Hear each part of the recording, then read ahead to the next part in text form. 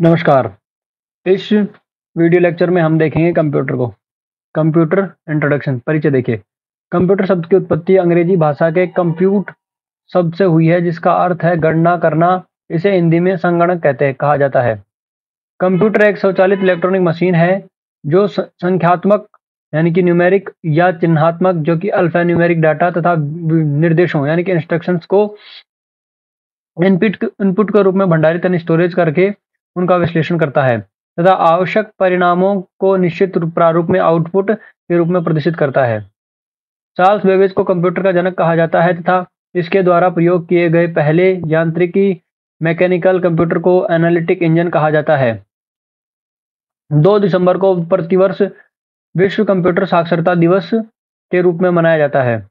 Computer की कार्यप्रणाली या कार्य पद्धति, इसमें होता है इनपुट, फिर प्रोसेसिंग, फिर भंडारण, फिर आउटपुट। इनपुट सामान्य रूप से कीबोर्ड एवं माउस द्वारा कंप्यूटर में आंकड़ों एवं निर्देश प्रवेश करना इनपुट कहलाता है। इनपुट के द्वारा डाटा और निर्देशों को सेंट्रल प्रोसेसिंग यूनिट यानी कि सीपीयू तक पहुंचाया जाता है।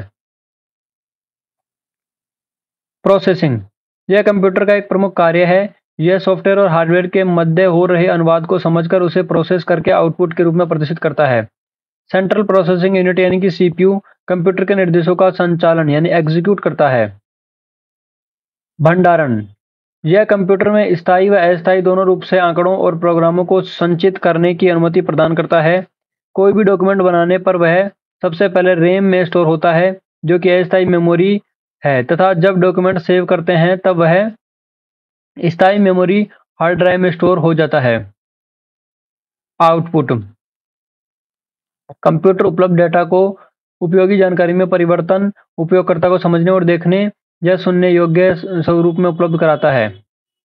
जैसे प्रोसेसर है, इनपुट, निर्देश और फिर आउटपुट। कंप्यूटर की विशेषताएं, यह तीव्र गति से कार्य करता है, अर्थात समय की बचत होती है। यह त्रुटि रहित कार्य करता है। यह स्थायी तथा विशाल भंडारण क्षमता सुविधा देता है। यह पूर्व निर्धारित निर्देशों के अनुसार तीव्र निर्णय लेने में सक्षम है। कंप्यूटर के विकास का इतिहास, गणना यंत्र, उनकी विशेषताएं और उनके अनुप्रयोग। जैसे अबेकस ली काई चीन द्वारा बनाया गया विश्व का प्रथम गणक यंत्र 16वीं शताब्दी में बना है और जोड़ने, घटाने एवं वर्गमूल निकालने के लिए उपयोगी है। नेपियर्स बोन्स जॉन नेपियर द्वारा 1617 में बनाया गया है, स्कॉटलैंड में। 10 आयताकार पट्टियों पर 0 से 9 तक के अंक लिखे होते हैं। गुणा अति तीव्रता से की जा सकती थी। गुणात्मक परिणाम को ग्राफिकल संरचना से दर्शाया जाता था। स्लाइड रूल विलियम ऑर्ट्रेड 1920 में जर्मनी में। इसमें 2 प्रकार की चिन्हित पट्टियां होती थी, जिसके माध्यम से लघु गुणक की प्रक्रिया संपन्न होती थी। इसमें लघु गणक यानी कि लॉगरिथम का प्रयोग किया जाता था। पास्कलाइन ब्लेज पास्कल द्वारा फ्रांस में 1945 में बनाया गया। यह प्रथम यांत्रिक मशीन यानी कि मैकेनिकल कैलकुलेटर है, जिस कारण से एडिंग मशीन कहते हैं। इसका प्रयोग संख्याओं को जोड़ने और घटाने के लिए किया जाता था। लेबनीज का आंतरिक कैलकुलेटर गोटफ्रेड यानी कि वॉन लेबनीज 1671 में बना। इसको लेबनीज की रैंकिंग मशीन भी कहते हैं। रैकनिंग मशीन भी कहते हैं। जोड़, घटाने, गुणा, भाग कर सकते थे। इसका प्रयोग कार व स्कूटर में स्पीडोमीटर के रूप में किया जाता है। जडॉर्स लूम जोसेफ मैरी जडॉर्क 1801 में फ्रांस में बना। यह एक प्रकार की बुनाई मशीन थी, जिसका प्रयोग बुनाई के डिजाइन डालने के लिए छिद्र किए हुए कार्डों में होता था। इसका प्रयोग कपड़े की बुनाई के लिए होता था। डिफरेंस इंजन चार्ल्स बेबेज 1822 में। इसमें सॉफ्ट तथा गियर लगे होते थे तथा यह मशीन भाप से चलती थी। बीजगणितीय फलनों का मान दशमलव के 20 स्थानों तक शुद्धतम रूप से ज्ञात कर सकते थे। एनालिटिकल इंजन चार्ल्स बेबेज 1833 में। लेडी एंडा अगस्टा ने एनालिटिकल इंजन में प्रथम प्रोग्राम डाला। इसे विश्व का प्रथम प्रोग्रामर कहा जाता है। इसका प्रयोग गणितीय क्रियाओं को करने के लिए किया जाता था। सेंसर टेबुलेटर हरमन होलेरिथ 1880 में इनमें मेमोरी के रूप में पंच कार्ड का प्रयोग किया गया, जिसे छिद्र किए गए कार्ड द्वारा संख्या के पढ़ने का कार्य किया जाता है। इसका प्रयोग 1890 में अमेरिकी जनगणना में किया गया। मार्क 1 हार्वर्ड आइकेन 1944 विश्व के प्रथम पूर्ण स्वचालित विद्युत यांत्रिक इलेक्ट्रोमैकेनिकल गणना यंत्र। इसका प्रयोग गणनाएं करने में किया जाता है। एनिक जेपी एकर्ट और जॉन मूचली 1946 में प्रथम पूर्ण इलेक्ट्रॉनिक यानी कि फुल्ली इलेक्ट्रॉनिक डिजिटल कंप्यूटर है। इसका प्रयोग निजी फर्मों, रिसर्च इंजीनियर रिसर्च एसोसिएशन और आईबीएम में किया गया था। यूनिवेक जे प्रस्पर एकर्ट और जॉन मूचली 1951 में प्रथम व्यापारिक कंप्यूटर यूनिवेक फर्स्ट का निर्माण किया गया। इस मैग्नेटिक टेप का प्रयोग इनपुट और आउटपुट के लिए किया जाता था। अब है कंप्यूटर का वर्गीकरण। हार्डवेयर के आधार पर पीढ़ी प्रथम, द्वितीय, तृतीय, चतुर्थ और 5 आज 5 पीढ़ी आ गई है कंप्यूटर की। कार्य पद्धति के आधार पर एनालॉग है, डिजिटल है और हाइब्रिड है, 3 प्रकार है। और आकार एवं कार्य के आधार पर मेन फ्रेम है, मिनी है, माइक्रो है और सुपर है। कंप्यूटर की पीढ़ियां। प्रथम पीढ़ी 1942 से 1955 तक। इसमें हार्डवेयर था निर्वात ट्यूब। मेमोरी इसको बोलते थे पंच कार्ड पेपर टैप। गति इसकी मिलीसेकंड में होती थी। ऑपरेटिंग सिस्टम में जो बैच ऑपरेटिंग सिस्टम था। भाषा इसकी मशीनी थी और बाइनरी नंबर 0 और 1 होता था। उदाहरण के लिए एनिएक और एडवेक। फिर दूसरी पीढ़ी का था 1956 में आया 1964 तक। हार्डवेयर इसका ट्रांजिस्टर था। मेमोरी मैग्नेटिक कोर टेक्नोलॉजी से बनती थी और गति इसकी माइक्रोसेकंड में थी। ऑपरेटिंग सिस्टम मल्टीबैग, रिमेनिंग टाइम शेयरिंग और भाषा असेंबली भाषा, उच्च स्तरीय भाषा थी। उदाहरण के लिए यूनवैक और पीडीपी 8। फिर तीसरी पीढ़ी 1965 से 75 आई। हार्डवेयर इसका इंटीग्रेटेड सर्किट मतलब आईसी थी। फिर उसके बाद मेमोरी में चुंबकीय भंडारण की क्षमता में वृद्धि हुई और गति जो थी इसकी नैनो सेकंड में पहुंची। इसका ऑपरेटिंग सिस्टम में वास्तविक समय या टाइम शेयरिंग था और इसकी भाषा थी फोर्ट्रॉन और कोबोल। उदाहरण के लिए IBM 360 और PDP 11। चौथा था ये था 1976 से 1989। हार्डवेयर इसमें क्या था, बड़े पैमाने पर इंटीग्रेटेड सर्किट या माइक्रो प्रोसेसर लगे हुए थे। मेमोरी इसमें सेमीकंडक्टर मेमोरी थी, विनचेस्टर डिस्क और इसकी स्पीड थी जो वो पिको सेकंड में थी। इसका operating system time sharing network था। भाषा इसकी फोर्ट्रॉन 77, पास्कल, ADA और कोबोल 74 थी। उदाहरण के लिए IBM PC और एप्पल का PC। पंचम पीढ़ी में क्या हुआ, सन 1990 से अब तक की पीढ़ी पंचम पीढ़ी। हार्डवेयर सबसे बड़े पैमाने पर इंटीग्रेटेड सर्किट लगे, इसमें आईसी बहुत सारे लगे हुए, इसमें आईसी और मेमोरी ऑप्टिकल डिस्क है। इसकी गति इसकी नापी नहीं है शायद। ऑपरेटिंग सिस्टम इसका नॉलेज इंफॉर्मेशन प्रोसेसिंग सिस्टम है और भाषा इसकी इसमें है नहीं। और उदाहरण दे रखा है इसका IBM नोटबुक और पेनिटम PC। अब देखो नैनो कंप्यूटर क्या होता है। नैनो कंप्यूटर के भौतिक आयाम सूक्ष्म होते हैं। नैनो स्तर यानी कि 10 की पावर -9 मीटर पर निर्मित नैनो ट्यूब्स के प्रयोग से में अत्यंत छोटे विशाल स्टोरेज क्षमता वाले कंप्यूटर के विकास का प्रयास किया जा रहा है। क्वांटम कंप्यूटर, इस प्रकार के कंप्यूटर प्रकाश के क्वांटम सिद्धांत पर आधारित है, जिसमें आंकड़ों के संग्रहण और संसाधन को क्वांटम कण कहते हैं। ये कण युग में रहते हैं जिन्हें क्यूबिट्स कहते हैं। आगे है कार्य पद्धति के आधार पर वर्गीकरण। एनालॉग कंप्यूटर, ऐसे कंप्यूटर जो अंकों पर कार्य न करते हुए भौतिक रूप से उपलब्ध मात्राओं जैसे कि दाब, तापमान, गति, वोल्टेज, प्रतिरोध आदि को मापकर अंकों में प्रस्तुत करते हैं, उसे एनालॉग कंप्यूटर कहते हैं। एनालॉग कंप्यूटर मुख्य रूप से विज्ञान और इंजीनियरिंग के क्षेत्र में प्रयोग किए जाते हैं क्योंकि इन क्षेत्रों में मात्राओं का अधिक प्रयोग होता है। उदाहरण के लिए स्पीडोमीटर।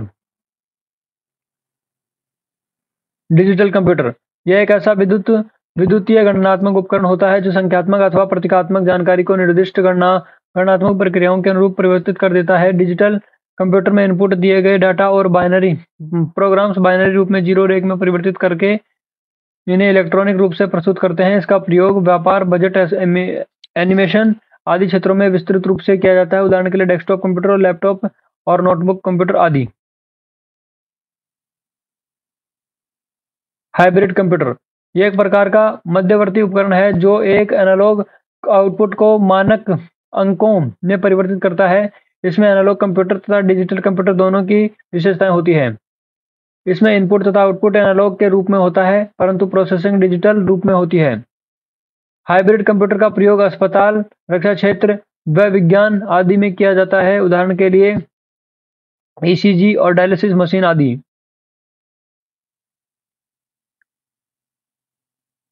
आकार और कार्य के आधार पर वर्गीकरण। पहला है main frame computer. Main frame computer का आकार बड़े होते हैं। इनकी डाटा स्टोरेज क्षमता अधिक होती है। इन कंप्यूटरों पर एक साथ एक से अधिक लोग विभिन्न प्रकार के कार्य कर सकते हैं, इसलिए मेन फ्रेम कंप्यूटर या मल्टी यूजर कंप्यूटर कहलाते हैं। इसमें मुख्यतः 32 या 64 बिट माइक्रो प्रोसेसर का प्रयोग किया जाता है। इसमें मल्टी प्रोग्रामिंग ऑपरेटिंग सिस्टम का प्रयोग किया जाता है। उदाहरण के लिए क्राई 1, CRAY1 और CDS साइबर, IBM 4381, ICL 39 और यूनिवैक 1110।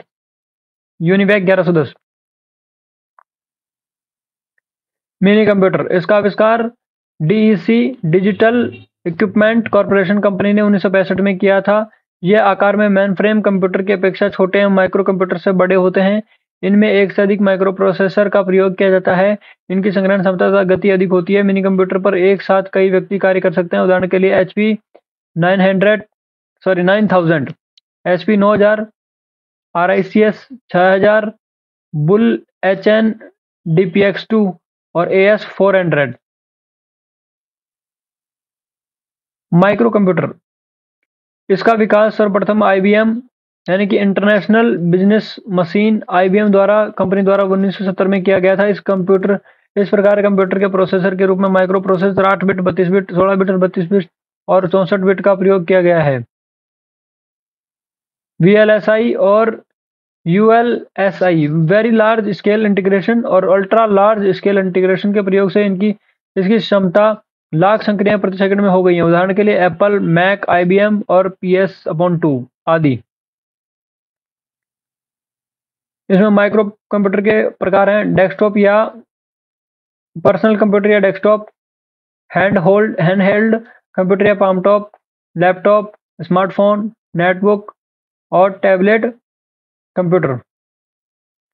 पर्सनल कंप्यूटर या डेस्कटॉप पर्सनल कंप्यूटर का विकास सर्वप्रथम वर्ष 1981 में माइक्रो प्रोसेसर 8088 के साथ हुआ, जिसे PCXT personal computer extended technology कहा गया। इसका प्रयोग अधिकांशतः घरों और व्यापारिक स्थलों पर किया जाता है, क्योंकि ये कंप्यूटर सस्ते, टिकाऊ और अधिक चलने वाले होते हैं। हैंडहेल्ड कंप्यूटर या पाम टॉप इसको लैपटॉप की तरह पोर्टेबल पर्सनल कंप्यूटर कहा जा सकता है। यह आकार वजन में लैपटॉप से छोटे और हल्के होते हैं। इसमें हैंडहेल्ड ऑपरेटिंग प्रणाली का प्रयोग किया जाता है।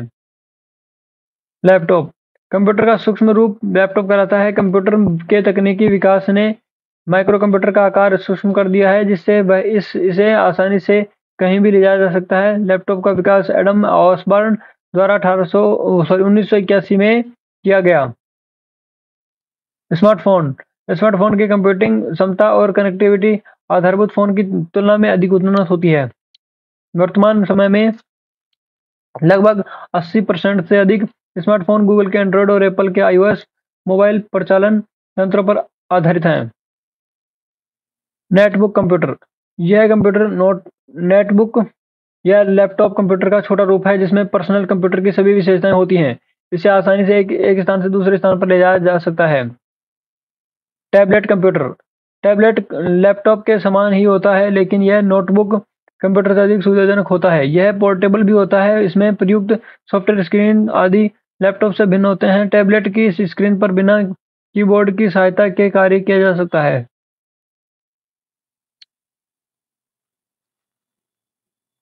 सुपर कंप्यूटर सर्वाधिक शक्तिशाली एवं तीव्र होते हैं। इसका आकार सामान्य कवरेज के आकार का होता है। सुपर कंप्यूटर पर अनेक उपयोगकर्ता एक साथ कार्य कर सकते हैं, जिसे मल्टी यूजर कंप्यूटर कहते हैं। सुपर कंप्यूटर की प्रोसेसिंग गति फ्लोटिंग पॉइंट्स ऑपरेशंस पर सेकंड यानी कि फ्लॉप्स में मापी जाती है। जबकि वर्तमान में सुपर कंप्यूटर की गति पेटाफ्लॉप्स 1 पेटाफ्लॉप्स बराबर होता है 10 की पावर 15 फ्लॉप्स में मापी जा रही है। सुपर कंप्यूटर का उपयोग उच्च स्तरीय सघन गणनाओं जैसे कि यांत्रिक भौतिकी समस्याएं, मौसम पूर्वानुमान, जलवायु शोध, आणविक संरचना, हवाई जहाज नियंत्रण, सैन्य एजेंसियों, वैज्ञानिक अनुसंधान प्रयोगशालाओं और विश्वविद्यालय में किया जाता है। विश्व में प्रथम सुपर कंप्यूटर क्रे रिसर्च कंपनी द्वारा वर्ष 1976 में क्रे 1 विकसित किया गया था। भारत का प्रथम सुपर कंप्यूटर परम है जिसका विकास सीडैक द्वारा किया गया। वर्ष 2016 में परम सीरीज के सबसे नवीनतम कंप्यूटर का नाम परम ईशान का विकास किया गया जिसकी क्षमता 250 टेराफ्लॉप्स है। महत्वपूर्ण तथ्य है, सिद्धार्थ भारत का पहला कंप्यूटर था। वर्तमान समय में परम सिद्धि एआई भारत का सबसे तीव्रतम कंप्यूटर है। वर्तमान में फ्रंटियर यूएसए का विश्व का सबसे तीव्र सुपर कंप्यूटर है जो लिनक्स एचपीई क्रे ओएस एसयूएसई द्वारा निर्मित किया गया है। सागा 220 भारतीय अंतरिक्ष और अनुसंधान संगठन यानी कि इसरो द्वारा निर्मित ग्राफिक प्रोसेस यूनिट पर आधारित एक सुपर कंप्यूटर है जिसका प्रयोग जटिल अंतरिक्ष समस्याओं को सुलझाने के लिए किया जाता है। टाइट पहला सुपर कंप्यूटर है जो ग्राफिक प्रोसेस यूनिट यानी कि जीपीयू सिस्टम पर आधारित है। आगे है इसमें कंप्यूटर के मुख्य घटक, major component of a computer. Computer की आंतरिक संरचना विभिन्न कंप्यूटरों में अलग अलग हो सकती है, लेकिन कार्य पद्धति के आधार पर कंप्यूटर हार्डवेयर को निम्नलिखित भागों में विभाजित किया गया है। इनपुट यूनिट, भंडारण यूनिट या मेमोरी, सिस्टम यूनिट इसके अंदर मदरबोर्ड, सेंट्रल प्रोसेसिंग यूनिट यानी सीपीयू और प्राथमिक या मुख्य मेमोरी यानी कि प्राइमरी या मेन मेमोरी। फिर चौथा है आउटपुट यूनिट। कंप्यूटर में डाटा, प्रोग्राम एवं निर्देश यानी कमांड डालने के लिए प्रयुक्त युक्तियां इनपुट डिवाइस कहलाती है एवं कंप्यूटर के प्रोसेसिंग के पश्चात प्राप्त अंतिम परिणाम को प्रयोगकर्ता तक पहुंचने में प्रयुक्त युक्तियां आउटपुट डिवाइस कहलाती है। जैसे कार्यप्रणाली है डाटा और अनुदेश, इनपुट यूनिट, फिर इसमें है द्वितीय या सहायक मेमोरी और प्राथमिक या मुख्य मेमोरी। फिर इसमें control CPU, control unit, arithmetic logic unit यानी कि एएलयू, ये इसके अंदर होती है सीपीयू के अंदर। ये सीपीयू का 3 भाग है। फिर उसके बाद में आउटपुट है और सूचना या परिणाम। कंप्यूटर का सिस्टम यूनिट उसका हार्डवेयर है। यह एक प्लास्टिक या टिन से निर्मित बॉक्स है जिसमें इलेक्ट्रॉनिक कंपोनेंट होते हैं। सिस्टम यूनिट में मुख्यतः मदरबोर्ड, सेंट्रल प्रोसेसिंग यूनिट यानी सीपीयू, मुख्य मेमोरी यानी कि और पावर सप्लाई यूनिट यानी कि पीएसयू एवं अन्य पोर्ट लगे होते हैं। सेंट्रल प्रोसेसिंग यूनिट कंप्यूटर मुख्य इलेक्ट्रॉनिक हार्डवेयर डिवाइस है। सीपीयू को कंप्यूटर का हृदय या मस्तिष्क कहते हैं। यह कंप्यूटर के सभी कार्यों को नियंत्रित यानी कि कंट्रोल, निर्देशित एवं समन्वित करता है। सीपीयू डाटा को प्रोसेस करके सूचना में परिवर्तित कर इनपुट का आउटपुट में रूपांतरण करता है। सीपीयू को माइक्रो प्रोसेसर भी कहते हैं। हार्डवेयर की दृष्टि से सीपीयू 3 भागों में विभाजित होता है, control unit, arithmetic logic unit यानी कि एएलयू और मेमोरी रजिस्टर। अर्थमेटिक एवं लॉजिक यूनिट एएलयू, जैसा कि नाम से स्पष्ट है कि सीपीयू के लिए सभी प्रकार के अंकगणितीय संक्रियाएं, जोड़ना, गुणा, भाग करना, घटाना, भाग देना और तुलनाएं, दो संख्याओं में यह बताना कि कौन सी छोटी है या बड़ी अथवा बराबर है, इसी यूनिट में की जाती है। यह यूनिट कई ऐसे इलेक्ट्रॉनिक परिपथों से बनी होती है जिनमें एक और से कोई दो संख्याएं भेजने पर दूसरी ओर से योग, अंतर, गुणनफल या भागफल प्राप्त हो जाता है। कंट्रोल यूनिट हार्डवेयर एवं सॉफ्टवेयर के मध्य समन्वय यानी कि कोऑर्डिनेट स्थापित करता है। एएलयू कंट्रोल यूनिट से प्राप्त निर्देशों को गणितीय, मैथमेटिकल तथा तार्किक यानी कि लॉजिकल गणनाएं करता है। मेमोरी रजिस्टर उच्च गति वाला इलेक्ट्रॉनिक मेमोरी जो सीपीयू का भाग है। मेमोरी रजिस्टर के सीपीयू की कार्यकारी स्मृति कहते हैं। इनपुट और आउटपुट युक्तियां वे युक्तियां जिनका प्रयोग उपयोगकर्ता के द्वारा कंप्यूटर को डेटा और निर्देश प्रदान करने के लिए किया जाता है। इनपुट युक्तियां कहलाती है। इनपुट युक्तियां उपयोगकर्ता से इनपुट लेने के बाद इसे मशीनी भाषा में परिवर्तित करती है और इस परिवर्तित मशीनी भाषा को सीपीयू के पास भेज देती है। डाटा का अनुदेश डाटा और अनुदेश मानवीय रूप में, फिर इनपुट डिवाइस में जाता है। डाटा और अनुदेश बाइनरी रूप में सीपीयू पर जाता है।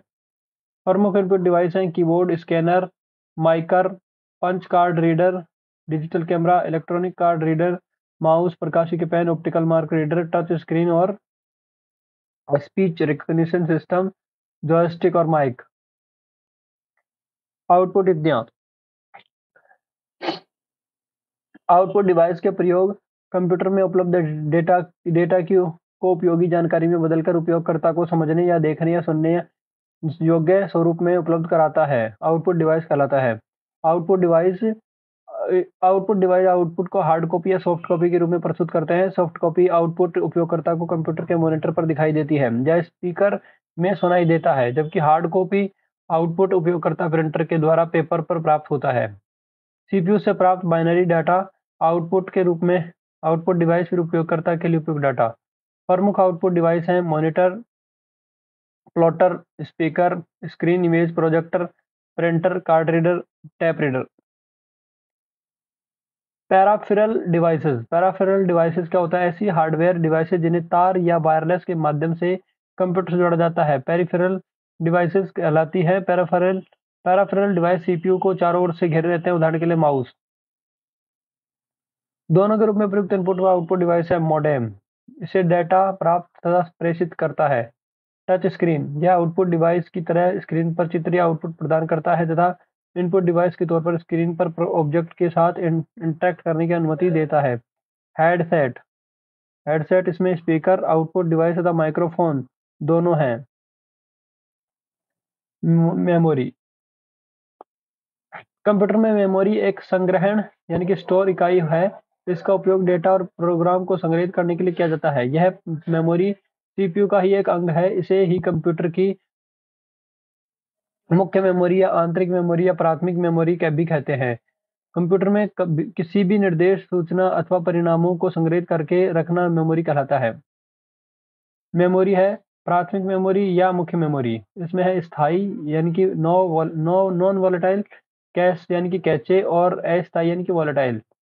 जो स्थायी मेमोरी है उसमें रोम है। रोम में आगे प्रोम, और रोम के 3 प्रकार है, प्रोम, ई प्रोम और ई प्रोम। अस्थायी या रेम है। रेम के अंदर है 3 प्रकार है, डायनेमिक रेम, सिंक्रोनस रेम और स्टैटिक रेम। फिर द्वितीयक मेमोरी या सहायक मेमोरी होती है। उसमें अनुक्रमिक एक्सेस मेमोरी होती है। इसमें मैग्नेटिक टेप होता है। और दूसरी होती है डायरेक्ट एक्सेस मेमोरी, डीएम। प्राथमिक या मुख्य मेमोरी कंप्यूटर सिस्टम के आंतरिक में भाग स्थित इलेक्ट्रॉनिक या अर्धचालक मेमोरी है। इसकी स्मृति क्षमता कम है जबकि गति तीव्र होती है। कंप्यूटर को विद्युत सप्लाई बंद होने के पश्चात डाटा समाप्त हो जाता है। इसे 3 भागों में विभाजित किया जा सकता है। पहली है अस्थायी मेमोरी, नॉन वोलेटाइल स्थायी मेमोरी, नॉन वोलेटाइल मेमोरी है ऐसी मेमोरी इकाई जिसमें विद्युत सप्लाई बंद होने के पश्चात भी डेटा स्थिर बना रहता है, स्थायी मेमोरी कहलाती है। सहायक यानी कि ऑक्सिलरी मेमोरी एक स्थायी मेमोरी है।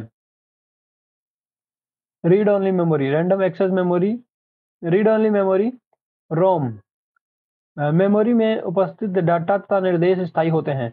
उन्हें केवल पढ़ा जा सकता है परंतु इन्हें डाटा और निर्देशों में परिवर्तित करना संभव नहीं है।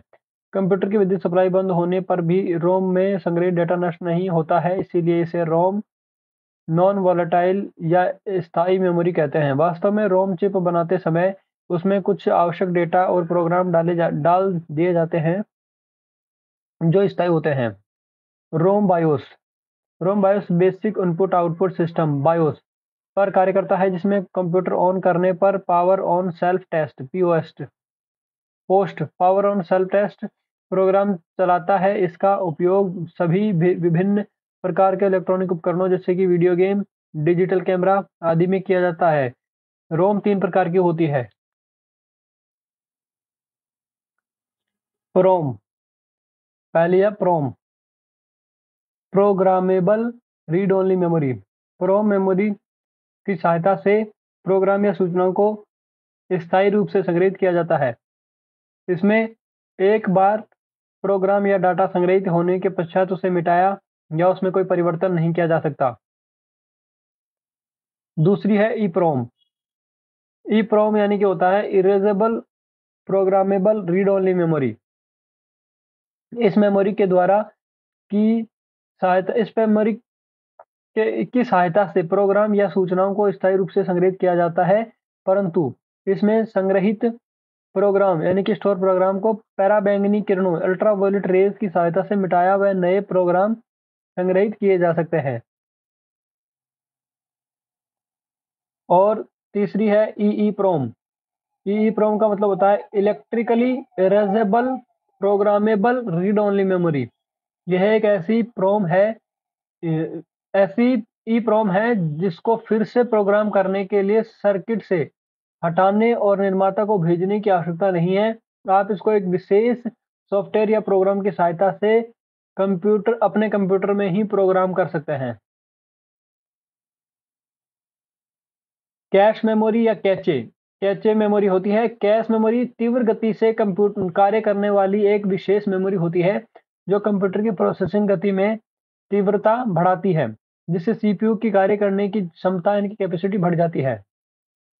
यह मेमोरी सीपीयू को तीव्र गति से डेटा उपलब्ध कराती है तथा उसी गति से सीपीयू द्वारा प्रोसेस किए गए डेटा को संग्रहित करती है। इससे कंप्यूटर का एक्सेस टाइम कम होता है तथा कंप्यूटर की गति बढ़ जाती है। प्राथमिक मेमोरी, कैश मेमोरी और सीपीयू। अब आगे है अस्थायी या वोलेटाइल मेमोरी। ऐसी मेमोरी इकाई जिसमें विद्युत सप्लाई बंद होने के पश्चात संग्रहित डेटा समाप्त या अस्थिर हो जाता है, अस्थायी मेमोरी कहलाती है। इसको बोलते हैं RAM, read only random access memory. यह मेमोरी एक चिप की तरह होती है जो मेटल ऑक्साइड सेमीकंडक्टर एमओएस से निर्मित होती है। रैम माइक्रोचिप से निर्मित एक तीव्र अर्धचालक मेमोरी है जिसमें डेटा एक्सेस टाइम डाटा की भौतिक स्थिति पर निर्भर नहीं करता है। इसका तात्पर्य यह है कि सूचना रैम में चाहे जहां भी स्थित हो उसे पढ़ने में एक समान समय लगता है। रैम में सूचनाओं को क्रमानुसार न पढ़कर पीछे वांछित सूचना को पढ़ा जा सकता है, जहां डाटा एवं सूचनाओं को अस्थायी रूप में पर रखा जाता है। इसमें संग्रहित सूचना को परिवर्तित किया जा सकता है। कंप्यूटर की पावर सप्लाई बंद कर देने पर रैम में संग्रहित डेटा समाप्त हो जाता है। सीपीयू रैम से ही डेटा प्राप्त करता है। प्रोसेस के बाद अंतिम और अंतरिम परिणाम को भी अस्थायी रूप से रैम में संग्रहित किया जाता है।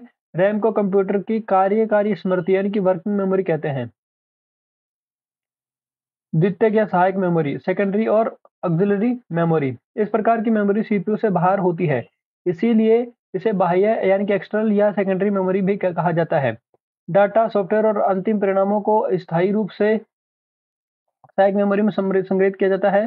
कंप्यूटर प्रोसेसर द्वारा डाटा प्रोसेस से पूर्व द्वितीय सहायक मेमोरी से मुख्य मेमोरी में लाया जा सकता है। सहायक मेमोरी में अधिक डाटा संग्रहित करने की क्षमता होती है। यह एक स्थायी यानी कि नॉन वोलेटाइल मेमोरी है जिसमें कंप्यूटर में पावर सप्लाई बंद कर देने के पश्चात भी डाटा समाप्त नहीं होता है। इसमें इसे दो भागों में बांटा जाता है। पहला है अनुक्रमिक एक्सेस मेमोरी यानी कि सीक्वेंशियल एक्सेस मेमोरी। कंप्यूटर में अनुक्रमिक एक्सेस मेमोरी यानी कि एसएएम सेम डेटा भंडारण उपकरणों का एक वर्ग है जो एक अनुक्रम में डेटा संग्रहित करता है। यह रैम के विपरीत है। इसमें किसी भी क्रम में डेटा को एक्सेस किया जा सकता है। चुंबकीय भंडारण या ऑप्टिकल भंडारण अनुक्रमिक एक्सेस डिवाइस का एक उदाहरण है। दूसरा है डायरेक्ट एक्सेस मेमोरी, डीएएम। इसमें सूचना या डाटा को सीधे पढ़ा जा सकता है। डायरेक्ट एक्सेस मेमोरी से डाटा पढ़ने में लगा समय डिस्क पर डाटा की स्थिति तथा वर्तमान समय में रीड राइट हेड की स्थिति पर निर्भर करती है। चुंबकीय डिस्क यानी कि फ्लॉपी तथा हार्ड डिस्क, ऑप्टिकल डिस्क यानी कि CD ROM, CDR CDR CDRW, DVD, Blu-ray disc. आगे है फ्लैश ड्राइव तथा मेमोरी कार्ड आदि डायरेक्ट एक्सेस मेमोरी के उदाहरण हैं। मेमोरी की एक्सेस टाइम तथा स्टोरेज क्षमता। मेमोरी होता है रजिस्टर होता है, उसमें एक्सेस टाइम होता है 1.2 नैनोसेकंड, स्टोरेज क्षमता 200 बाइट। कैश मेमोरी होती है 3 से 10 नैनो सेकंड होता है, 32 केबी से 4 एमबी। रैम होती है 11 से 60 नैनो सेकंड होता है, 16 एमबी से 4 जीबी। मैग्नेटिक टेप होती है 10 से 50 एमएस मतलब मिली सेकंड, और 160 जीबी से 1600 जीबी। ऑप्टिकल डिस्क होता है, उसमें 100 से 200 मिली सेकंड, और स्टोरेज क्षमता होती है 700 एमबी से 60 जीबी। यहाँ पे यही समझा रखा है, magnetic tape, optical disk, magnetic disk, ROM, RAM और कैश मेमोरी और रजिस्टर। मेमोरी की महत्वपूर्ण इकाइयां हैं, एक निबल बराबर 4 बिट, एक बाइट बराबर 8 बिट, एक केबी यानी कि किलो बाइट बराबर 1000 बाइट, एक मेगाबाइट यानी एमबी बराबर 1024 केबी, एक गीगाबाइट यानी जीबी बराबर 1024 एमबी, एक टेराबाइट यानी टीबी बराबर 1024 जीबी, एक पेंटाबाइट यानी कि पीबी बराबर होता है 1024 टीबी, एक हेक्साबाइट ईबी, ईबी का मतलब होता है 1024 पीबी, एक जेट्टाबाइट, एक जेटाबाइट जेडबी बराबर होता है 1024 ईबी, एक योट्टाबाइट बराबर होता है 1024 जेडबी। कंप्यूटर की भाषाएं, लैंग्वेज ऑफ कंप्यूटर, यानी कि कंप्यूटर हार्डवेयर द्वारा संपन्न कार्य सॉफ्टवेयर या प्रोग्राम के माध्यम से होता है। यह प्रोग्राम एक निर्देशों का समूह है जिसे किसी विशेष कार्य के लिए संग्रहित किया जाता है। प्रोग्राम लिखने की प्रक्रिया प्रोग्रामिंग, प्रोग्राम की लिखित भाषा प्रोग्राम की भाषा, एवं कंप्यूटर सॉफ्टवेयर तैयार करने वाला व्यक्ति प्रोग्रामर कहलाता है। कंप्यूटर की भाषाएं, मशीनी भाषा, असेंबली भाषा और उच्च स्तरीय यानी कि हाई लेवल भाषा। मशीनी भाषा, कंप्यूटर में बाइनरी अंकों 0 और 1 में लिखित भाषा, 0 1 यानी ऑन और 0 यानी ऑफ, मशीनी भाषा कहलाती है। कंप्यूटर बाइनरी अंकों की भाषा को समझता है।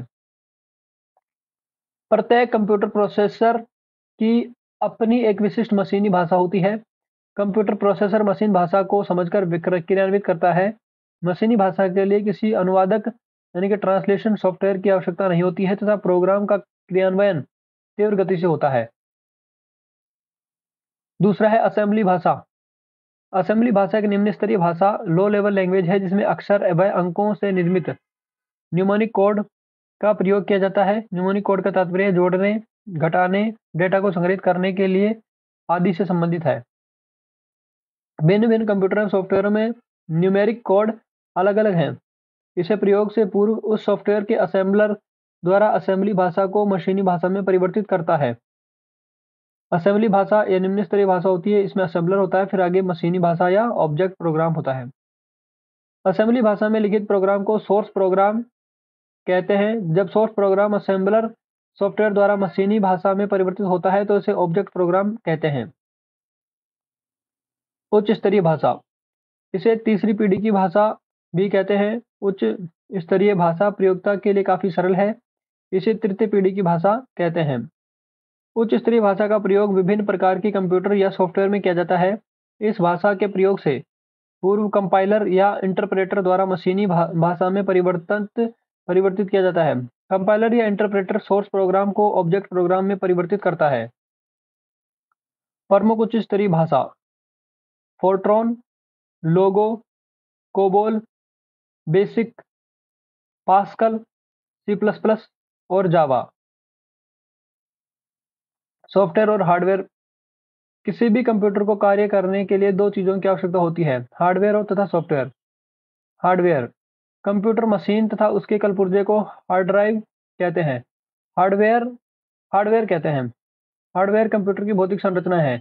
वस्तुतः वे सभी चीजें जिन्हें हम देख व छू सकते हैं हार्डवेयर कहलाते हैं, जैसे कि system unit, monitor, printer, keyboard, mouse, memory device, hard disk, processor आदि। सॉफ्टवेयर, प्रोग्रामिंग भाषा में लिखे गए निर्देशों अर्थात प्रोग्रामों की वह श्रृंखला जो कंप्यूटर सिस्टम के कार्यों को नियंत्रित करता है, सॉफ्टवेयर कहलाता है। सॉफ्टवेयर कंप्यूटर के प्रत्येक हार्डवेयर के मध्य समन्वय स्थापित करता है। Software, system software, application software, utility software. System software में क्या है, ऑपरेटिंग सिस्टम और लैंग्वेज ट्रांसलेटर।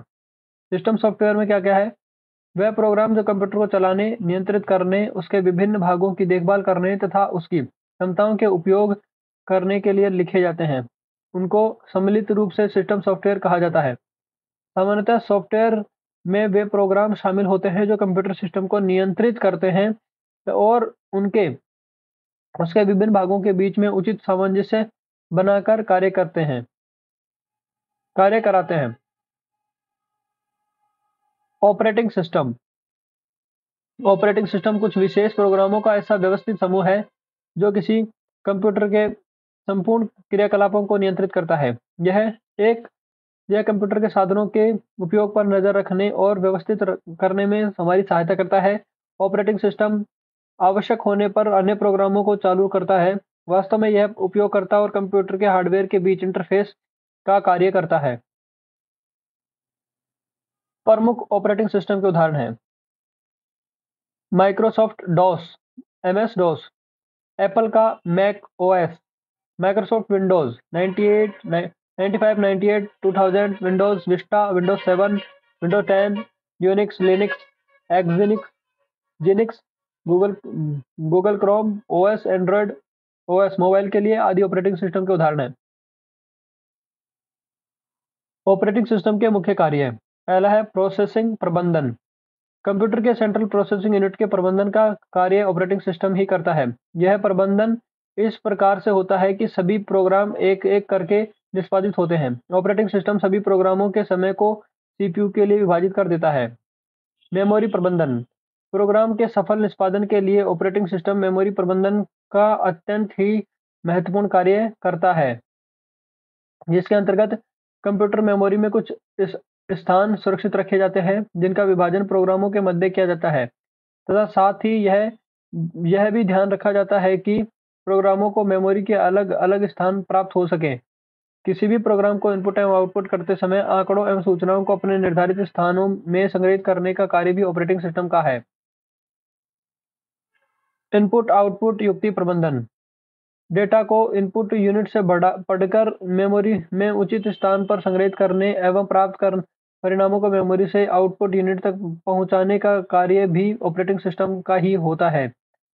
प्रोग्राम लिखते समय कंप्यूटर को भी ऑपरेटिंग सिस्टम की आवश्यकता होती है। प्रोग्राम लिखते समय कंप्यूटर को केवल यह बताया जाता है कि हमें क्या इनपुट करना है और क्या आउटपुट लेना है। बाकी का कार्य ऑपरेटिंग सिस्टम ही करता है। फाइल प्रबंधन ऑपरेटिंग सिस्टम फाइलों को एक सुव्यवस्थित ढंग से किसी डायरेक्टरी में संग्रहित करने की सुविधा प्रदान करता है। किसी प्रोग्राम के निष्पादन के समय इसे सेकेंडरी मेमोरी से पढ़कर प्राइमरी मेमोरी में डालने का कार्य भी ऑपरेटिंग सिस्टम ही करता है। ऑपरेटिंग सिस्टम के प्रकार पहला है batch processing operating system, single user, multi user, single tasking, multitasking, time sharing, real time operating system. पहला है बैच प्रोसेसिंग ऑपरेटिंग सिस्टम। इस प्रकार के ऑपरेटिंग सिस्टम में एक प्रकार के सभी कार्यों को एक बैच के रूप में संगठित करके साथ में क्रियान्वित किया जाता है। इस कार्य के लिए बैच मॉनिटर सॉफ्टवेयर का प्रयोग किया जाता है। इस प्रकार के ऑपरेटिंग सिस्टम का प्रयोग ऐसे कार्यों के लिए किया जाता है जिसमें उपयोगकर्ता के हस्तक्षेप की आवश्यकता नहीं होती है। इस ऑपरेटिंग सिस्टम में किसी प्रोग्राम के क्रियान्वयन के लिए कंप्यूटर के सभी संसाधन उपलब्ध रहते हैं, इसीलिए इस समय प्रबंधन की आवश्यकता नहीं होती। ये ऑपरेटिंग सिस्टम संख्यात्मक विश्लेषण, बिल प्रिंटिंग, पैरोल आदि में उपयोग किया जाता है। दूसरा है सिंगल यूजर ऑपरेटिंग सिस्टम। इस प्रकार के ऑपरेटिंग सिस्टम में एक बार में केवल एक उपयोगकर्ता को ही कार्य करने की अनुमति होती है, इसीलिए यह सबसे अधिक प्रयोग किया जाने वाला ऑपरेटिंग सिस्टम है। उदाहरण के लिए विंडोज 98, NT और 2000। तीसरा है multi user operating system. Multi user operating system एक समय में एक से अधिक उपयोगकर्ता को कार्य करने की अनुमति देता है। ये ऑपरेटिंग सिस्टम सभी उपयोगकर्ताओं के मध्य संतुलन बनाकर रखता है। प्रत्येक प्रोग्राम की संसाधन संबंधित जरूरतों को पूरा करता है। साथ ही साथ इस बात की भी निगरानी करता है कि किसी एक उपयोगकर्ता के साथ होने वाली समस्या दूसरे उपयोगकर्ता पर प्रभाव न डाले। ये ऑपरेटिंग सिस्टम कंप्यूटर के संसाधनों का सर्वाधिक उपयुक्त प्रयोग करता है, जैसे उदाहरण के लिए यूनिक्स और VMS आदि। चौथा है single tasking operating system. Single tasking operating system में एक समय में केवल एक प्रोग्राम को ही चलाया जा सकता है। उदाहरण के लिए पाम कंप्यूटर में प्रयोग किया जाने वाला ऑपरेटिंग सिस्टम। पांचवा है multitasking operating system. Multitasking operating system में एक समय में एक से अधिक कार्यों का संपन्न करने की क्षमता होती है। इसमें उपयोगकर्ता सरल से दो कार्यों के मध्य स्विच कर सकता है। मल्टीटास्किंग ऑपरेटिंग सिस्टम को दो भागों में विभाजित किया जाता है। पहला है primitive operating system. Primitive operating system इस प्रकार के ऑपरेटिंग सिस्टम को कई कंप्यूटर प्रोग्राम्स तथा हार्डवेयर डिवाइसेस शेयर भी करते हैं तथा उनका इनका प्रयोग करते हैं। यह अपने समस्त कंप्यूटेशन टाइम को कार्यों के मध्य बांट देता है तथा एक पूर्व निर्धारित मापदंड के आधार पर ही किसी नए कार्य का निष्पादन पूर्व कार्य के निष्पादन रोककर भी प्रारंभ हो जाता है। उदाहरण के लिए OS बाई 2, विंडोज 95 NT आदि। इसका दूसरा दूसरा प्रकार है कोऑपरेटिव मल्टीटास्किंग ऑपरेटिंग सिस्टम। यह मल्टीटास्किंग का एक सरलतम रूप है। इस ऑपरेटिंग सिस्टम में एक प्रोग्राम तब तक सीपीयू का कार्य करता है जब तक उसे आवश्यकता होती है। यदि कोई प्रोग्राम सीपीयू का सही प्रयोग नहीं कर रहा है तो वह दूसरे प्रोग्राम को अस्थायी रूप से सीपीयू को प्रयोग करने की अनुमति दे देता है। उदाहरण के लिए मैक OS अपॉन 2 और MS विंडोज 3X आदि। छठा इसमें है टाइम शेयरिंग ऑपरेटिंग सिस्टम। इस प्रकार के ऑपरेटिंग सिस्टम में एक साथ एक से अधिक उपयोगकर्ता या प्रोग्राम कंप्यूटर के संसाधनों का प्रयोग करते हैं। इस कार्य में कंप्यूटर अपने संसाधनों के प्रयोग हेतु प्रत्येक उपयोगकर्ता का या प्रोग्राम को समय का एक छोटा भाग आवंटित करता है। इसे टाइम स्लाइस क्वांटम कहते हैं।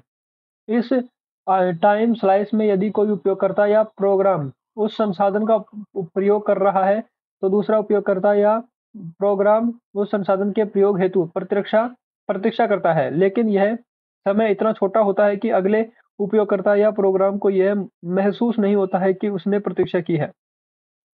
उपयोगकर्ता यह समझता है कि वही एकमात्र उपयोगकर्ता है जो कंप्यूटर का प्रयोग कर रहा है। उदाहरण के लिए मेनफ्रेम कंप्यूटर, जिसमें एक समय में एक ही कंप्यूटर पर एक से अधिक उपयोगकर्ता कार्य करते हैं, लेकिन फिर भी प्रत्येक व्यक्ति यही समझता है कि वही एकमात्र उपयोगकर्ता है।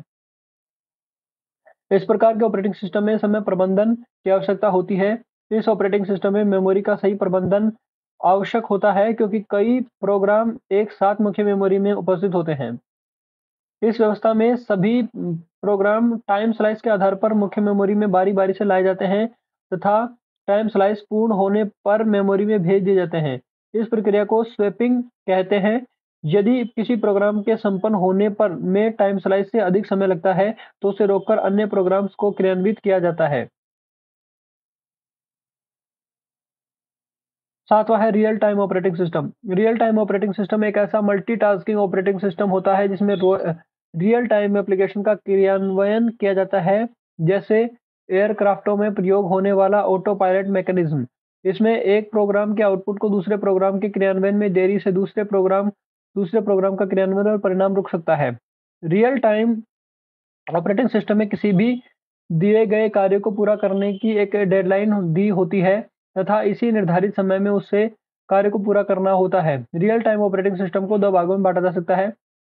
इसमें ए है hard real time system. Hard real time system यह सिस्टम किसी महत्वपूर्ण कार्य को समय पर पूरा करने की गारंटी देता है। समय पर कार्य पूरा न होने की स्थिति में प्रोग्राम का निष्पादन फेल हो जाता है। उदाहरण के लिए एयरक्राफ्ट कंट्रोल सिस्टम और पेसमेकर आदि। दूसरा है सॉफ्ट रियल टाइम सिस्टम। इस सिस्टम में भी किसी कार्य को करने के लिए एक डेडलाइन दी जाती है, परंतु किंतु इस प्रकार के सिस्टम में कार्य करने का निष्पादन डेडलाइन से पहले और बाद में भी पूरा हो सकता है, परंतु इस स्थिति में कार्य का निष्पादन फेल नहीं होता है, पास हो जाता है। लैंग्वेज प्रोसेसर क्या होता है? ये ऐसे प्रोग्राम है जो विभिन्न प्रोग्रामिंग भाषाओं में लिखे गए प्रोग्रामों का अनुवाद कंप्यूटर की मशीनी भाषा में करते हैं।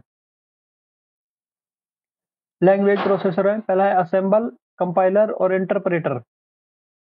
असेंबलर असेंबलर होता है, यह एक ऐसा प्रोग्राम होता है जो असेंबली भाषा में लिखे गए किसी प्रोग्राम को पढ़ता है और उसका अनुवाद मशीनी भाषा में परिवर्तित कर देता है। दूसरा है कंपाइलर। यह एक ऐसा प्रोग्राम होता है जो किसी प्रोग्रामर द्वारा उच्च स्तरीय प्रोग्रामिंग भाषा में लिखे गए सोर्स प्रोग्राम का अनुवाद मशीनी भाषा में करता है। तीसरा है इंटरप्रेटर। यह किसी प्रोग्रामर द्वारा उच्च स्तरीय प्रोग्रामिंग भाषा में लिखे गए सोर्स प्रोग्राम का अनुवाद मशीनी भाषा में करता है, परंतु यह एक बार में सोर्स प्रोग्राम की केवल एक पंक्ति को मशीनी भाषा में अनुवाद करता है।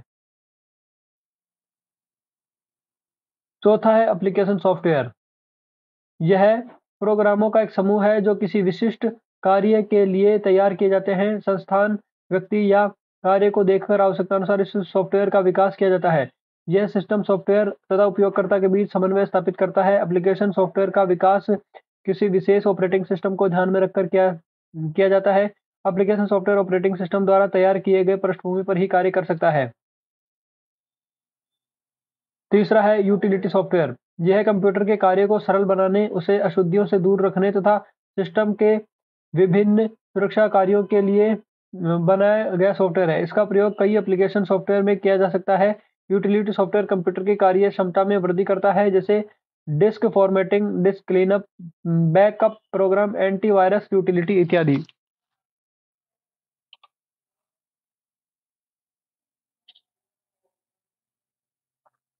डाटा तथा डाटाबेस मैनेजमेंट सिस्टम। सूचनाओं, तथ्यों तथा आंकड़ों का संग्रहण, जिसे व्यवस्थित और अव्यवस्थित दोनों प्रकार से एकत्रित किया जाता है, डाटा कहलाता है। डाटा किसी भी तथ्य के बारे में हो सकता है, जैसे स्थान, वस्तु, नाम, विचार, गुण आदि। किसी भी रूप में, जैसे संख्या, अक्षर, टेक्स्ट, चित्र, आवाज या चलचित्र डाटा हो सकता है। डाटा के प्रकार: संख्यात्मक डाटा, अक्षर डाटा, अक्षर संख्यात्मक डाटा, ध्वनि डाटा, चलचित्र डाटा, रेखाचित्र डाटा। संख्यात्मक डाटा यह 0 से 9 यानी कि 10 अंकों से बना होता है। इसमें अंकगणितीय की सभी क्रियाएं की जाती हैं। किसी कार्यालय में कर्मचारियों की कुल संख्या या उनकी मासिक वेतन संख्यात्मक डाटा है। दूसरा है अक्षर डाटा। यह वर्णमाला के सभी अक्षरों से बनता है, जैसे कि अंग्रेजी वर्णमाला के ए से जेड के अक्षर या हिंदी वर्णमाला के अक्षर आदि। किसी कार्यालय में कर्मचारियों के नाम अक्षर डाटा है। तीसरा अक्षर संख्यात्मक डाटा। यह डाटा सभी संख्याओं, अक्षरों और तथा विशेष चिन्हों को मिलाकर बना है। इसमें अंकगणितीय क्रियाएं नहीं हो सकती, परंतु इनकी तुलना की जा सकती है। कार्यालय में कर्मचारियों का पता अक्सर संख्यात्मक डाटा है।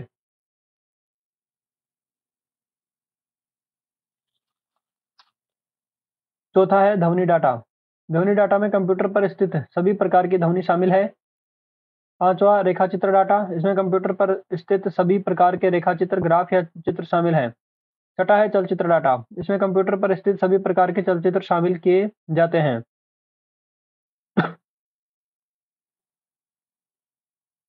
डेटाबेस। डेटाबेस सूचनाओं या डेटा के किसी विशेष उद्देश्य के लिए व्यवस्थित संग्रह करना डेटाबेस कहलाता है। इसमें किसी भी सूचना को सरलता से प्राप्त कर सकते हैं। इसमें किसी भी डेटा या सूचना को एक निश्चित स्थान पर पहले से तय किए हुए रूप में रखा जाता है, ताकि कभी भी आवश्यकता पड़ने पर उसे आसानी से प्राप्त किया जा सके। डेटाबेस प्रबंधन system, DBMS, database management system. Computer के डेटाबेस के निर्माण तथा रखरखाव के लिए हमें एक विशेष प्रकार के सॉफ्टवेयर की आवश्यकता होती है, जो डेटाबेस प्रबंधन प्रणाली कहलाता है, डीबीएमएस। मुख्यतः यह एक कंप्यूटर आधारित रिकॉर्ड के रखरखाव की प्रणाली है, अर्थात यह एक ऐसी प्रणाली है जिसका उद्देश्य रिकॉर्ड एवं सूचनाओं को संभाल कर रखना है। यह उपयोगकर्ता को एक ऐसा वातावरण प्रदान करती है जिसके माध्यम से डेटा को संग्रहित करना तथा पुनः प्राप्त करना बहुत ही सुविधाजनक हो जाता है। माई एसक्यूएल, इन I N I N G R S, M S S S आदि इसके उदाहरण हैं। डेटाबेस मैनेजमेंट सिस्टम में प्रयुक्त data model, DBMS models: relational data model, network data model और hierarchical data model. Relational database होता है, क्या होता है? रिलेशनल डेटाबेस को संरचित संरचित डेटाबेस, संरचित स्ट्रक्चर्ड डेटाबेस भी कहते हैं, जिसमें डेटा को सारणियों यानी कि टेबल्स के रूप में संग्रहित यानी कि स्टोर किया जाता है। इन डेटा सारणियों में स्तंभ यानी कि कॉलम सारणी में स्टोर होने वाले डेटा के प्रकार को तथा पंक्तियां रो को डेटा को दर्शाती हैं। दूसरा है नेटवर्क डेटाबेस। इस प्रकार के डेटाबेस में डेटा रिकॉर्ड के समूह के रूप में तथा डेटा के बीच समन्वय लिंक के माध्यम से दर्शाया जाता है। तीसरा है हायरार्किकल डेटाबेस। इस प्रकार के डेटाबेस में डेटा को वृक्ष के रूप में नोड्स के माध्यम से व्यवस्थित किया जाता है। हायरार्किकल डेटाबेस में नोड्स आपस में लिंक के माध्यम से जुड़े होते हैं। कंप्यूटर नेटवर्क ऐसा तंत्र जो एक से अधिक व्यक्तियों अथवा वस्तुओं को आपस में जोड़ता है। कि वे एक दूसरे के साथ सीधा संबंध बना सके, वह नेटवर्क कहलाता है। प्रत्येक नेटवर्क का एक निश्चित उद्देश्य होता है। कंप्यूटर नेटवर्क का तात्पर्य कंप्यूटरों को आपस में जोड़ना, जिससे प्रत्येक कंप्यूटर अन्य कंप्यूटरों के साथ स्वतंत्र रूप से संपर्क स्थापित कर सके, ताकि वे एक दूसरे को सूचनाएं, डेटा तथा निर्देशों का आदान प्रदान कर सके और वे साधनों और सुविधाओं को साझा कर सके। कंप्यूटर नेटवर्क की किसी संस्थान, भवनों, कई कमरे तथा शहर के मध्य स्थापित किए जा सकते हैं। किसी नेटवर्क में संचार को स्थापित करने के लिए चार चीजों की आवश्यकता पड़ती है। पहला है प्रेषक यानी कि सेंडर, दूसरा है माध्यम यानी कि मीडियम, तीसरा है प्राप्तकर्ता यानी कि रिसीवर, चौथा है भेजने और प्राप्त करने की कार्यविधि। कंप्यूटर की भौगोलिक स्थिति के अनुसार नेटवर्क को तीन श्रेणी में विभाजित किया जाता है। कंप्यूटर नेटवर्क का वर्गीकरण। नेटवर्कों को उनके कंप्यूटरों की भौगोलिक स्थिति के अनुसार तीन श्रेणी में बांट सकते हैं। पहला है लोकल एरिया नेटवर्क, लैन, दूसरा है वाइड एरिया नेटवर्क, वैन, तीसरा है metropolitan area network, MAN. Local area network, LAN. Local area network के सभी कंप्यूटर एक सीमित क्षेत्र लगभग 1 किलोमीटर में स्थित होते हैं, जैसे कोई विशाल बिल्डिंग, कॉलोनी या किसी क्षेत्र का एक समूह।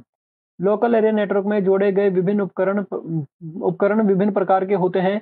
इन उपकरणों को संचार केबल द्वारा आपस में जोड़ा जाता है। लेन के द्वारा कोई भी संगठन अपने कंप्यूटरों, कार्यस्थलों तथा अन्य बाहरी उपकरणों को एक मितव्ययी यानी कि कॉस्ट इफेक्टिव विधि से जोड़ सकता है, जिससे वे आपस में सूचनाओं का आदान प्रदान कर सकें। लेन को कंप्यूटरों को जोड़ने के लिए बस टोपोलॉजी तथा कोएक्सियल केबल का प्रयोग किया जाता है। दूसरा है वाइड एरिया नेटवर्क, WAN। यह एक बड़े आकार का डेटा नेटवर्क होता है। वैन वैन से जुड़े हुए कंप्यूटर तथा उपकरण एक दूसरे से हजारों किलोमीटर की दूरी पर स्थित हो सकते हैं। इसमें डेटा के संचरण की दर लेन की तुलना में कम होती है। इसमें माइक्रोवेव स्टेशनों या संचार उपग्रहों यानी कि कम्युनिकेशनल सैटेलाइट्स का प्रयोग संदेश आगे भेजने वाले स्टेशनों की तरह किया जाता है।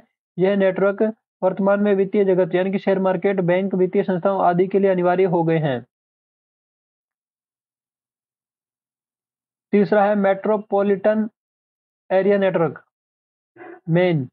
जब एक से अधिक लेन किसी नगर या शहर में एक दूसरे से जुड़े होते हैं, तो इस प्रकार के नेटवर्क को मेट्रोपॉलिटन एरिया नेटवर्क कहा जाता है। इसकी गति 10 से 100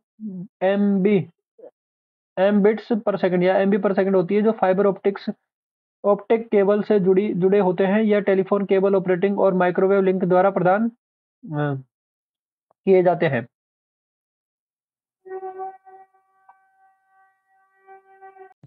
आगे है इसमें personal area network, PAN।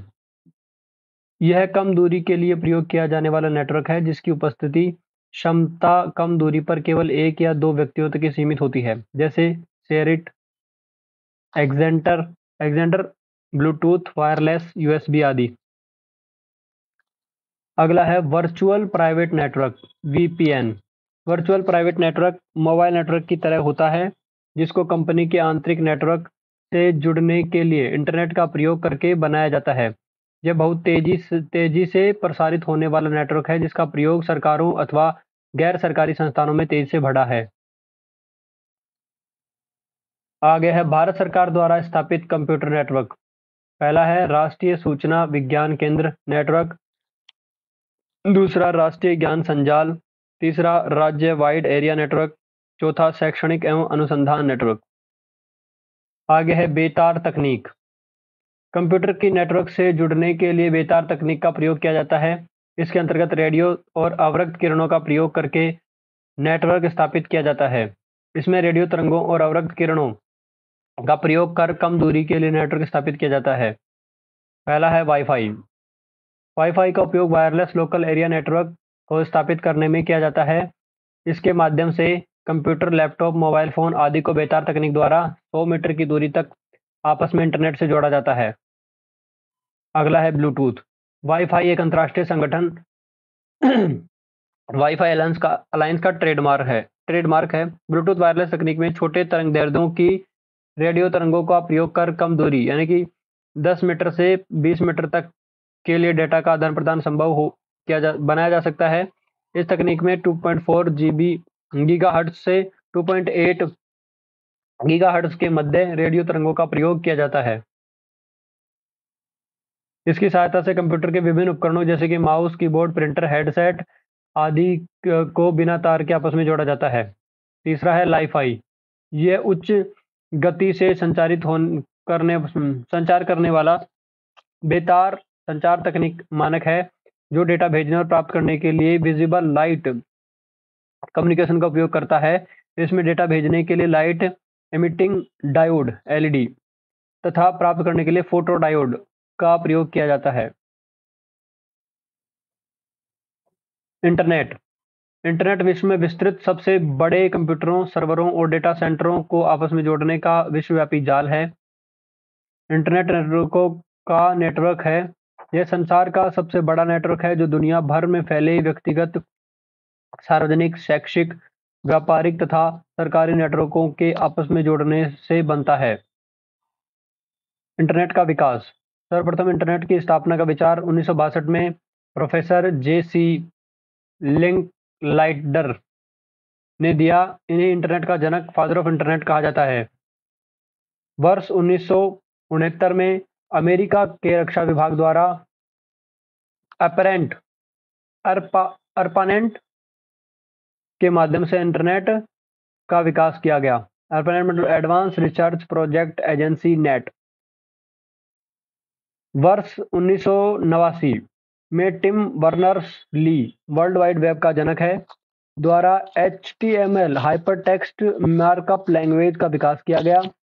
Bharat में इंटरनेट सेवा का प्रारंभ 15 अगस्त 1995 को विदेश संचार निगम लिमिटेड (BSNL) द्वारा किया गया। इंटरनेट संबंधित संस्थाएं एवं उनके उद्देश्य। ISOC internet society 1992। इंटरनेट संबंधित मानकों, प्रोटोकॉलों और नीतियों का विकास करने से इसका उद्देश्य है। दूसरी है internet architecture board (IAB). ISOC द्वारा निर्धारित नियम के अंतर्गत इंटरनेट के लिए आवश्यक तकनीक और इंजीनियरिंग विकास करना। अगला है internet corporation for assigned name and numbers (ICANN). IP address और डोमेन नेम प्रदान करने हेतु। डोमेन नेम रजिस्ट्रार ICANN के निर्धारित मानकों के लिए इंटरनेट के डोमेन नेम प्रदान करते हैं। IRTF internet research task force भविष्य में इंटरनेट की कार्यप्रणाली अन्वेषण हेतु। World Wide web consortium 1994 W3C world Wide web के मानकों के प्रयोग हेतु।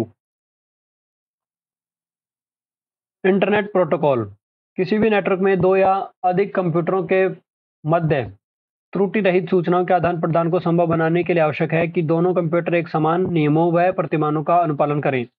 नियमों तथा प्रतिमानों के समूह को प्रोटोकॉल कहते हैं। कंप्यूटर नेटवर्क में प्रचलित protocol.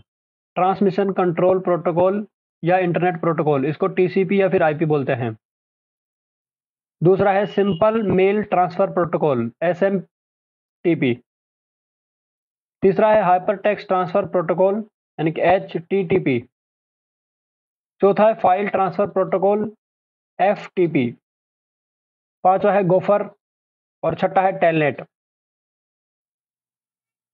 World Wide web WWW यह इंटरनेट पर उपलब्ध सर्वाधिक लोकप्रिय व उपयोगी सेवा है। वर्ल्ड वाइड वेब पर लाखों वेब पेज डॉक्यूमेंट्स के रूप में उपलब्ध हैं। यह हाइपरलिंक द्वारा आपस में जुड़े हुए सूचनाओं का विशाल समूह है जिसे इंटरनेट पर वर्ल्ड वेब ब्राउज़र की सहायता से प्राप्त किया जा सकता है। वर्ल्ड वाइड वेब एक ऐसा तंत्र है जिसमें विभिन्न कंप्यूटरों में एकत्रित सूचनाओं को हाइपरटेक्स्ट डॉक्यूमेंट्स की सहायता से एक दूसरे से जोड़ा जाता है। वर्ल्ड वाइड वेब पर संग्रहित प्रत्येक पेज वेब पेज कहलाता है। ये web page HTML hypertext markup language का प्रयोग कर तैयार किए जाते हैं तथा हाइपरलिंक द्वारा एक दूसरे से जुड़े होते हैं। वर्ल्ड वाइड वेब एवं इंटरनेट में अंतर। वर्ल्ड वाइड वेब और इंटरनेट। वर्ल्ड वाइड वेब एक वर्ल्ड वाइड हाइपरलिंक के माध्यम से आपस में संग्रहित सूचनाओं के समूह को साझा करता है। www। और इंटरनेट जो होता है वो इंटरनेट हार्डवेयर व सॉफ्टवेयर के माध्यम से कंप्यूटर नेटवर्कों को आपस में जोड़ता है। www में इंटरनेट के लिए hyper text transfer protocol HTTP का प्रयोग किया जाता है, जबकि इंटरनेट में TCP या फिर IP यानी कि प्रोटोकॉल स्वीट का प्रयोग किया जाता है। 3W में इंटरनेट पर एक निःशुल्क सुविधा है। 3W इंटरनेट पर एक निःशुल्क सुविधा है, जबकि इंटरनेट प्रयोग के लिए इंटरनेट सेवा प्रदाता को शुल्क देना पड़ता है। 3W विभिन्न तरह के सॉफ्टवेयर का प्रयोग करता है, जबकि इंटरनेट हार्डवेयर एवं सॉफ्टवेयर के समन्वय से कार्य संपन्न करता है। वर्ल्ड वाइड वेब यानी कि www में प्रयुक्त भाषाएं HTML hypertext markup language, XML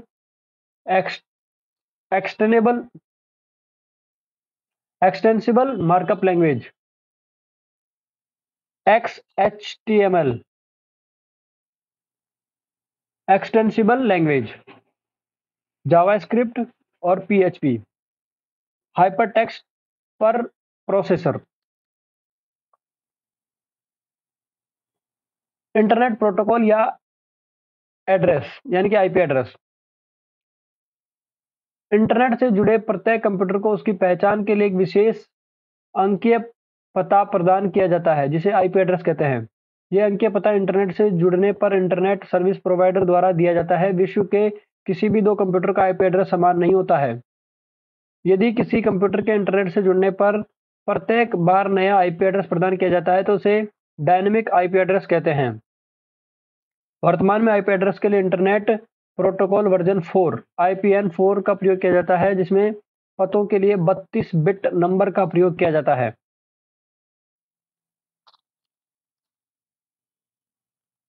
आगे है domain name system. Computer network या सर्वर में बाइनरी अंकों की पहचान के लिए डोमेन नेम सिस्टम का प्रयोग किया जाता है। यह IP एड्रेस की संख्यात्मक पहचान को शब्दों में बने डोमेन नेम में परिवर्तित कर देता है। डोमेन नेम सिस्टम के अंतर्गत सभी डोमेन नेम तथा उससे संबंधित IP एड्रेस का संग्रह होता है। नेटवर्क में प्रत्येक वेबसाइट का एक पता एड्रेस होता है। डोमेन नेम में उस वेबसाइट तथा एक्सटेंशन का नाम सम्मिलित होता है। डोमेन नेम में अंक या अक्षर दोनों हो सकते हैं। वेब ब्राउज़र एक एप्लीकेशन प्रोग्राम है जो www पर स्थित हाइपरटेक्स्ट डॉक्यूमेंट्स उपयोगकर्ता के लिए उपलब्ध कराता है। वेब ब्राउज़र हाइपरटेक्स्ट प्रोटोकॉल यानी कि HTTP पर कार्य करता है। सर्वप्रथम वेब ब्राउज़र का विकास सन वर्ष 1999 में टिम बर्न-ली द्वारा किया गया। प्रमुख वेब ब्राउज़र हैं internet explorer, Mozilla Firefox, opera, Apple safari और गूगल क्रोम। इंटरनेट एक संगठन के भीतर निजी कंप्यूटर नेटवर्कों का समूह इंटरनेट कहलाता है।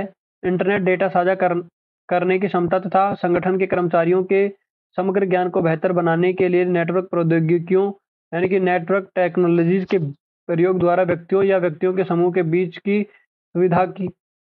की सुविधा को की आसान करता है।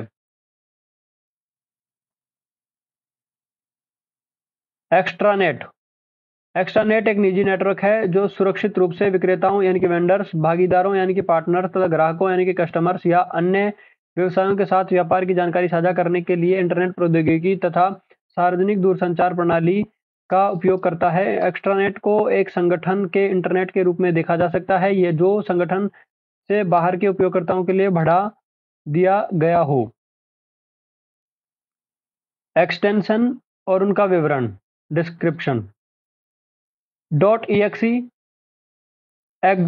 Executable files, .com command files, .bat batch files, .docs DOS document files, .text text file, .prg program files, .ovr overlays, .sys system files.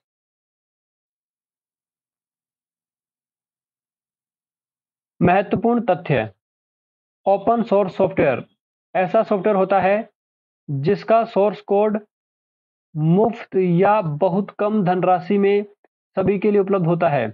इस प्रकार के सॉफ्टवेयर के सोर्स कोड में आसानी से बदलाव यानी कि मॉडिफिकेशन किया जा सकता है। ऑपरेटिंग सिस्टम द्वारा सीधे हैंडल नहीं किए जाने वाले अधिकांश कार्य जैसे कि disk compression, disk difference defragmentation आदि यूटिलिटी सॉफ्टवेयर की मदद से किए जाते हैं। कर्नल ऑपरेटिंग सिस्टम का वह भाग है जो सीपीयू में होने वाले कार्यों को निर्देशित करता है। एमएस वर्ड वर्ष 1983 में जेनिस फाइल सिस्टम के लिए मल्टी टूल वर्ड नाम से रिलीज हुआ था। एमएस वर्ड के लिए डॉक्यूमेंट का डिफॉल्ट नाम डॉक्यूमेंट 1 होता है। एमएस वर्ड का फाइल फॉर्मेट .doc और .docx होता है। एमएस वर्ड में किसी पैराग्राफ के लिए डिफॉल्ट अलाइनमेंट सेंटर्ड होता है।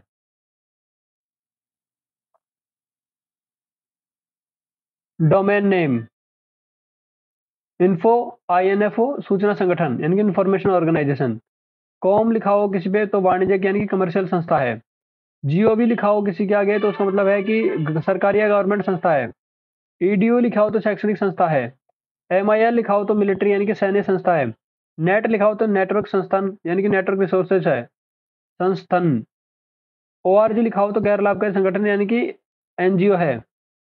IN लिखा हो तो इंडिया है। AN लिखा हो तो ऑस्ट्रेलिया है। FR लिखा हो तो फ्रांस है। और NZ लिखा हो तो न्यूजीलैंड है। और UK लिखा हो तो यूनाइटेड किंगडम है। देखो सामान्यतः डोमेन नेम के अंतिम भाग में 3 अक्षर हैं। 3 अक्षर ऊपर 3 अक्षर थे तो यह संगठन को दर्शाता है और अगर 2 अक्षर हैं तो यह देश को दर्शाता है। देखो अब यहाँ पे नाम है, स्थापना है, संस्थापक है और मुख्यालय है। सबसे पहले है फेसबुक। स्थापना फरवरी 2004 में। संस्थापक मार्क जकरबर्ग, एडुआर्डो सेम्वेंटिन, डस्टिन मास्कोविट्स और क्रिस ह्यूजेज। मुख्यालय इसका कैलिफोर्निया है, अमेरिका। दूसरा यूट्यूब 14 फरवरी 2005। जावेद करीम, स्टीव चेन, चार्ड हर्ले। मुख्यालय इसका सैन ब्रूनो, कैलिफोर्निया, अमेरिका। तीसरा इंस्टाग्राम अक्टूबर 2010। केविन स्ट्रॉम और माइक क्रेगर। मुख्यालय मेनलो पार्क, कैलिफोर्निया, अमेरिका। चौथा है व्हाट्सएप 3 मई 2009। ब्रायन एक्टन और Jan Koum, Menlo Park, California. पांचवा है ट्विटर 21 मार्च 2006। Jack Dorsey, Noah Glass, Biz Stone और Evan Williams, San Francisco, California, America. छठा है रेडिफले Rediffmail Rediffmail 1996। Ajit Balakrishna, Mumbai. Telegram 2013। Nikolai Durov, Pavel Durov, Dubai, संयुक्त अरब अमीरात। आठवां विकिपीडिया जनवरी 2001। जिमी वेल्स और Larry, San Francisco, Wikipedia, California. आगे महत्वपूर्ण तथ्यों में है देश का प्रथम कंप्यूटर साक्षर जिला मल्लपुरम मल्लपुरम केरल में है। विश्व कंप्यूटर साक्षरता दिवस 2 दिसंबर को मनाया जाता है। भारत का पहला कंप्यूटर भारतीय सांख्यिकी संस्थान कलकत्ता में स्थापित किया गया था। अमेरिका के विंटेन कर्फ को इंटरनेट का जन्मदाता, फादर ऑफ इंटरनेट कहा जाता है।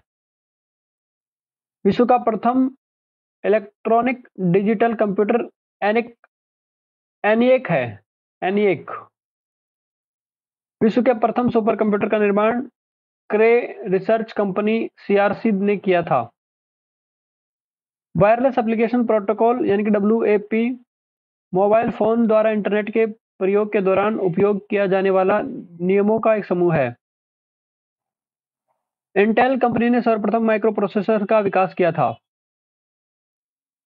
पहले इलेक्ट्रॉनिक कंप्यूटर एनिएक का आविष्कार जे पी एकर्ट तथा जॉन मूचली ने किया था। प्रोसेसर तथा मुख्य मेमोरी के बीच गति भेद यानी कि स्पीड मिसमैच को समायोजित करने के लिए प्रयुक्त मेमोरी बफर को कैश या कैचे कहते हैं। जॉन मैकार्थी को कृत्रिम बुद्धिमत्ता यानी कि फादर ऑफ आर्टिफिशियल इंटेलिजेंस का जनक कहा जाता है। मदरबोर्ड पर सीपीयू तथा मदरबोर्ड पर लगे दूसरे पुर्जे को सिस्टम बस जोड़ता है। कंट्रोल शिफ्ट तथा ऑल्ट को मॉडिफायर कहते हैं।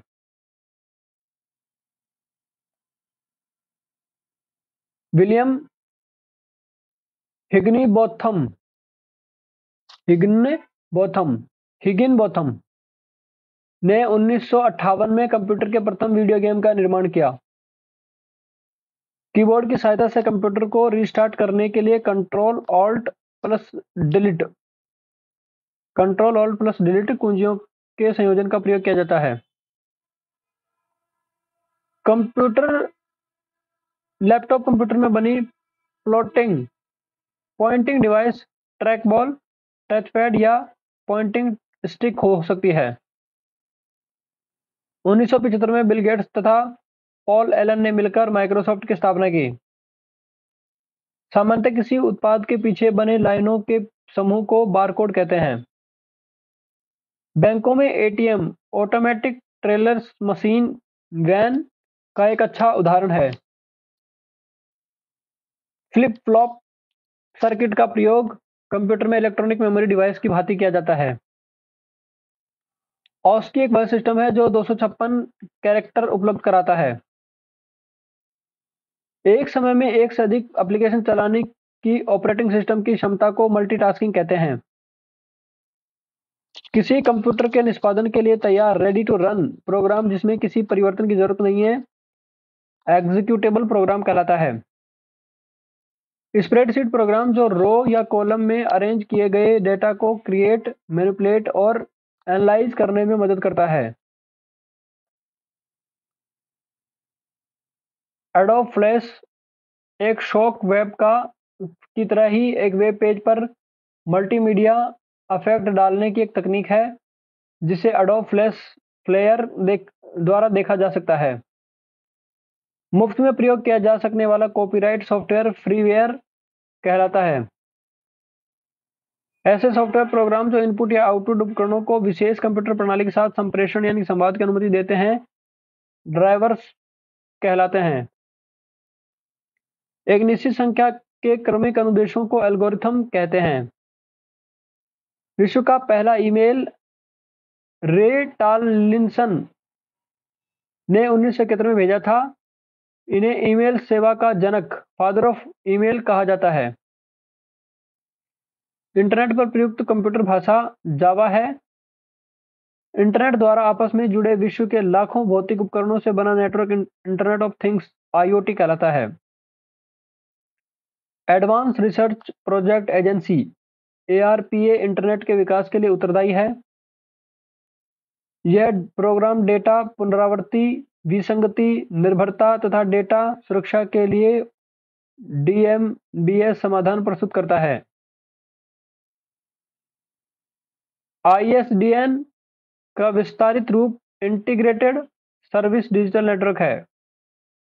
सी बैंड प्रेषण एंड ट्रांसमिशन में प्रयोग होता है। नेशनल ई गवर्नेंस प्लान के अंतर्गत स्वान का अर्थ स्टेट वाइड एरिया नेटवर्क है। मॉडेम का पूर्ण रूप मॉड्यूलेटर डीमॉड्यूलेटर है।